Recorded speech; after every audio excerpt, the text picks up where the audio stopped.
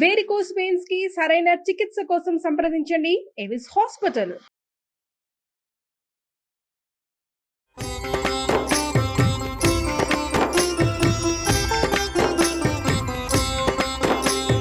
నమస్కారం. విష్ణు పురాణం 24వ భాగంలోకి వచ్చాం. కృష్ణుడు మధురానగరం చేరాడు. అక్కడ ధనుర్యాగాని కోసం మంత్రపూతంగా చేయబడి ఉన్నటువంటి ఉంచబడిన ధనుస్సుని విరగొట్టి యథాశక్తి దానికి అడ్డం వచ్చిన వాళ్ళందరినీ చావగొట్టాడు. ఈ విషయాన్ని తెలుసుకున్న కంసుడు ఏం చేశాడో చూద్దాం. కంసుడు ఈ విషయం ఎప్పుడైతే తెలుసుకున్నాడో రోషభీషణాకారుడై మల్లయుద్ధ వీరులైన చాణూర ముష్టికులు ఇద్దరిని రప్పించి వాళ్ళకి నూతన అంబరాలు ఆభరణాలు ఇచ్చి ఈ రామకృష్ణుల్ని ఎదిరించండి, వేరువేరుగా అయినా సరే కుమ్మక్కైనా సరే ఎలాగైనా నా పగవారిని రూపుమాపి నా మనోవ్యాధిని పోగొట్టండి, ఇలా చేస్తే కనుక రేపొద్దున సిరి సంపదలన్నింటికీ మీ ప్రాపే కాపు అని చెప్పాడనమాట. రేపు ఉదయమందు మీ మల్లుడితోటి రంగమధ్యంలో ఉండి ఆ పిల్లలిద్దరినీ రూపుమాపండి అన్నాడు. కువలయాపీఠం అనే మదగజం ఒకటి ఉంది మన దగ్గర, దానిని మావిటివాడు తీసుకొచ్చి వాడిని రప్పించి ఈ సభాభవనం ముఖద్వారం దగ్గర ఉంచండి. ఈ బలరామకృష్ణులు ఇద్దరు ద్వారాన్ని సమీపించగానే ఏనుగుతోటి వాళ్ళిద్దరిని తొక్కించండి. ఎందుకైనా మంచిది, మన సైన్యాన్ని తీసుకొచ్చే సైన్యాధిపతులని సిద్ధంగా ఉండాలని చెప్పండి అని పంపించాడు. తెల్లవారగానే స్నానము రాచముస్తాబు అయ్యి రంగ సమీపాన ఉన్నటువంటి ఒక పెద్ద మంచం, ఉత్తుంగంగా ఉన్న పెద్ద మంచం మీద కూర్చున్నాడట. ముందు వెనక పక్కలా ఉండవలసిన చుట్టాలు, ఉద్యోగులు, మిత్రులు ఆసీనులుగా ఉన్నారు. పౌరకాంతలంతా ఈయన గారి ఈ కంసుడి యొక్క వైభవాన్ని చూస్తూ బంగారు మేడల నుంచి ముచ్చటగా కబుర్లు చెప్పుకుంటున్నట్ట. వసుదేవాది యాదవులు, నందాది గోపాలురు సముచిత స్థానాల్లో ఉన్నారు. చాణూర ముష్టికులు మల్లయుద్ధానికి తగిన వేషాలు ధరించి అనుచరులతో కలిసి రంగమధ్యంలో ఉన్నారట. కువలయాపీడంతో మావటివాడు వాకిట్లో సిద్ధంగా ఉన్నాడు. ముఖద్వారం దగ్గర చతురంగ బలం నలుదిక్కులా మోహరించి ఉంది. ఆ దశలో కంసుని అనుమతితోటి రామకృష్ణులు వచ్చారు. వాళ్ళు వెంట వాళ్ళ వెనకాల పడి కొంతమంది గోపబాలకులు కూడా వచ్చారట. కృష్ణునితోటి చాణూరుడు, రాముడితోటి ముష్టికుడు యుద్ధానికి సిద్ధంగా ఉన్నారు, ముష్టి యుద్ధం చేయటానికి. అక్కడున్న పెద్దలు ఇంత చిన్నపిల్లలతోటి బలిష్ఠులు, వయసుకు పెద్దవాళ్ళు అయినటువంటి చాణూరు ముష్టికులు యుద్ధం చేయటువంటి చూస్తే పిల్లలు 12-13 సంవత్సరాల పసిపిల్లల్లాగా ఉన్నారు. అంటే ఒళ్ళు మండిపోయింది. పసిపిల్లలు ఏమిటి, వీడు ఇంతమంది రాక్షసుల్ని చంపాడు, ఎంతమందినో చంపిన వాడిని పసివాడని అనడానికి వీల్లేదు. సరే ఏమైంది, ఈ గుమ్మంలోకి ముఖద్వారంలోంచి రామకృష్ణులు ఇద్దరు లోపలికి ప్రవేశించబోతుంటే మావటి వాటి ఏం చేసేట, కువలయాపీఠం అనే ఆ ఏనుగుని, అది కొంత మదమెక్కి ఉన్నది, దాన్ని ఉత్తేజపరిచాడు, కోపం తెప్పించాడు. దానికి కోపం తెప్పించేసరికల్లా అది ఎదురుగుండా ఉన్న వాళ్ళ మీద పట్టిన, వెనక్కి తిరిగి కోపం తెప్పించిన వాడి జోలికి వెళ్ళదు, అది ముందున్న వాళ్ళ మీదకి వెళ్తుందనమాట. వాళ్ళిద్దరి మీదకి ఒక దూకిందట. దూకేసరికల్లా ఈ పైనున్న మావటి వాడిని లాగేశాడట కిందకి. బలరాముడు పైనుంచి కిందకి ఒక ఎగిరి కృష్ణుడు ఏం చేశాడు, పిడిగుద్దులతోటి కువలయాపీఠాన్ని వంచేశాడు. సంహరించారు మావటి వాడిని, సంహరించి కువలయాపీఠాన్ని కూడా సంహరించి దాని ఆ ఏనుగు యొక్క 2 దంతాలని చెరో పక్క నుంచి లాగి భుజాల మీద వేసుకొచ్చారట. ఇద్దరు కాలదండధరులుగా వచ్చారు. ఎట్లా ఉందంటే ఈ కాలదండధరులు యముడే ఇలా 2 స్వరూపాల్లో వస్తున్నాడు అనిపించిందట. ఆ దండాలతోటి లోపలికి వస్తుంటే కృష్ణుడు చాణూరుడు బాహుయుద్ధానికి తలపడ్డారు. ఇద్దరికి చాలాసేపు పట్టువిడుపుతోటి భీకరంగా పోరు సాగింది. చివరికి కృష్ణుడు విజృంభించి చాణూరుని పాదాలు పిడికిట బిగించి 100 మార్లు పైనుంచి మహావేగంతో తిప్పగా వాడి నోట్లోంచి, ముక్కులోంచి, చెవుల్లోంచి నెత్తురు కారిపోయిందట.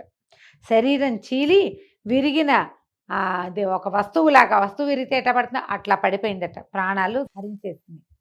అదేవిధంగా బలభద్రుడు ముష్టికునితోటి పట్లు పట్టి అతన్ని శవాన్ని చేసి విసిరేశాడు.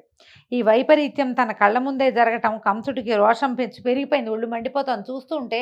ఎవరో ఒకళ్ళు యుద్ధం చేస్తుంటే మిగిలిన వాళ్ళ బయట నుంచిన వాళ్ళు కూడా ఒక కొట్టు, లాగు, పెట్టు, చెయ్యి, ఇంకోసారి అలాగే అలా అరుస్తూ ఉంటారు. ఎప్పుడు ఇది ఇద్దరి మీద యుద్ధాన్ని ఎంకరేజ్ చేసే ఉద్దేశం ఉంటే, ఇక్కడ యుద్ధం కాదు, ఎట్లాగైనా వీళ్ళని సంహరించాలన్న ఆలోచనే ఉంది అతనికి. సంహారం పోయి వాళ్ళని ఏమీ చేయలేక వాడికి చిన్న దెబ్బలు కూడా తగలటం లేదు, సంహారం ఏమో వీళ్ళ పాలబడింది. ఈ వైపరీత్యం చూసేసరికల్లా కోపం పట్టలేక దేవకి వసుదేవుల్ని చెరసాల్లో బంధించండి, నా తండ్రి ఉగ్రసేనుడి తల తెగ నరకండి, యదువృష్టి కాంభోజ అంధకారులను వాళ్ళందరినీ కొర్రుళ్ళు నాటి బాధించండి, నందాదులను గొల్లలను చితకొట్టి వాళ్ళ ఆలమందలను ఆస్తిపాస్తుల్ని కొల్లగట్టండి అని ఆజ్ఞలు జారీ చేసి నేను ఈ పిల్లలు బలరామకృష్ణుల పని పడతానని వాద్యాలు వాయించద్దని చతురంగ బలాన్ని రమ్మని ఆజ్ఞాపించాడు. అరిచి కేకలు పెడుతున్నాడు అనమాట. ఇప్పుడు ఇద్దరు గెలవంగానే వెంటనే వాద్యఘోష వినపడుతుంది. గెలిచారు శభాష్ అని. శభాష్లు వద్దంటున్నాడు అనమాట. ఈ చతురంగ బలాల్ని కూడా వచ్చేసేయమన్నాడు రంగం మీదకి అనేసరికల్లా కృష్ణుడు ఏం చేశాడట, ఒక్క ఎగురెగిరి ఏ మంచం మీద అయితే కంసుడు ఉన్నాడో అక్కడికి ఒక ఎగిరి పైకి వెళ్ళాడట. ఎగిరి కిరీటాన్ని పడగొట్టి వక్షానికి అదిమి ఒక్క తాపులో కిందకి దోసి కుప్పిగంతులు వేసి వీపు మీద తన్నాడు. ఇంకా చెప్పేదేముంది, వాడి ప్రాణవాయువు వాయువులో కలిసిపోయింది. కంసవధ ఇట్లా విచిత్రంగా ఏ ఆయుధంతో కాకుండా ఒట్టి తలపోటు పిడికిటి పోట్లతోటే అతని ఆయు హరించుకుపోయింది. పువ్వుల వాన కురిసిందట ఆకాశం నుంచి. దేవదుందుభులు మోగాయి. గంధర్వులు మనోహరంగా పాటలు పాడారు పైనుంచి. బలరాముడు కంసుడు తమ్ముడిని కూడా అలాగే చాళ్ళు చేతులు కూడగట్టి మీదకెక్కి గిరగిరా తిప్పి కిందకి పడగొట్టాడు. ఆ దెబ్బతో వాడి ప్రాణాలు కూడా అన్న ప్రాణాల్లాగానే అంతరించుకుపోయాయి. ఈ సంఘటన చూస్తున్న యాదవులు నందాదులు పరమానందులయ్యారు. తర్వాత బలరామకృష్ణుడు దేవకీ వసుదేవుల వద్దకు వెళ్ళి పాదాభివందనాలు చేయగా మహానందంతో వాళ్ళ కుమారులని కౌగిలించుకున్నారు. మీరు దేవతలకు కూడా అసాధ్యాలైన పనులు చేస్తున్నారు. మా అదృష్టవశాత్తు కొడుకులుగా పుట్టిన ఆ వాసుదేవుడే మీరు. మీ మాయకు లోబడి మేము గుర్తించలేకుండా ఉన్నాము. మా ఎందున్న మాయను పోగొట్టి భక్తితో మా జీవితాలను పెనవేసి మా ఎందున్న అపరాధాలను బాపి రక్షించమని భగవత్ ప్రార్థన చేస్తున్నట్టుగా కుమారులని ప్రార్థించారట. అప్పుడు కృష్ణుడు అలా అనకండి, మేము మీ పిల్లలం, ఆదరాభిమానాలతో మీరు మమ్మల్ని పెంచుకోవాలి అని చెప్పి తన మాయ చేత వారి వివేకాన్ని తెరగప్పి అలాగే అక్కడ ఉన్నటువంటి బంధుమిత్రాదులందరినీ చూసి సముచిత రీతితోటి మాట్లాడారు. బాబాయి మామయ్య అందరినీ కుశలం కనుక్కున్నారనమాట. కంసుని అంతఃపుర కాంతలు వచ్చి ఈ భర్త కళేబరం మీద పడి తలా వక్షం గుండెలు బాదుకుంటూ ఏడవడం ప్రారంభించగా కృష్ణుడు వాళ్ళ దగ్గరికి వెళ్ళి వాళ్ళ దుఃఖాన్ని పోగొట్టి మాటలతో ఓదార్చి పంపించాడు.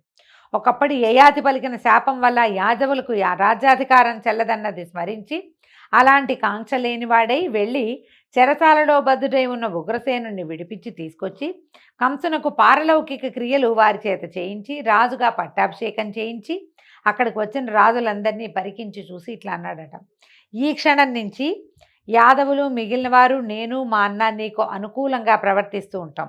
ఏలాంటి నెదురు బెదురు లేక పరిపాలన సాగిస్తూ ఉండని ఉగ్రసేనుడికి ధైర్యం కలిగించి వాయువుని ఆహ్వానించాడట. ఇంద్రుడి వద్దకు వెళ్ళి నేను ఇమ్మన్నానని చెప్పి సుధర్మను అడిగి తీసుకురా అని అడగంగానే వాయుదేవుడట అమరావతికి వెళ్ళి సుధర్మని తీసుకొచ్చాడు. సుధర్మ అంటే దేవసభట. సుధర్మని తీసుకొచ్చాడట. ఉగ్రసేనుడు ఆ సభ మధ్య పీఠాన కూర్చుని ఈ సుధర్మ అనే దేవసభని భూలోకానికి మన ద్వారకా అనకూడదు మధురా నగరానికి తీసుకొస్తే ఇక్కడ ఈ ఉగ్రసేనుడు ఆ సుధర్మలో కూర్చునే పాలన చేసేవాడట. ఈ విధంగా కృష్ణలీల చెప్పగా విన్నటువంటి మైత్రేయుడు మహాత్మా శ్రీకృష్ణుని బాల్యలీలలు విని పరమానంద భరితుడయ్యాను. ఆ అవతార పురుషుని తర్వాతి వృత్తాంతము అలాగే బలభద్రుని చరిత్ర కూడా వర్ణించి వివరంగా చెప్పమని మైత్రేయుడు అడిగేసరికల్లా పరాశర మహర్షి ఇట్లా చెప్తున్నారు. ఇలా ఉగ్రసేనుని యాదవరాజుగా పట్టాభిషిక్తుని చేసి అతని చేత నానా యజ్ఞాలు ఎన్నో రకాల యజ్ఞాలు చేయించి అన్నదమ్ములిద్దరూ విద్యార్థులై అవంతిపురానికి వెళ్ళి వేదశాస్త్ర పారంగతుడైన సాందీపుడు అని కూడా అంటారు. ఆయనకి శిష్యులయ్యారట. తర్వాత కొంచెం పెద్దవాళ్ళు అయ్యాక మామూలుగా 8వ ఏటే గురువాశ్రమాలకు వెళ్ళిపోతారు. కానీ వీళ్ళు 12-13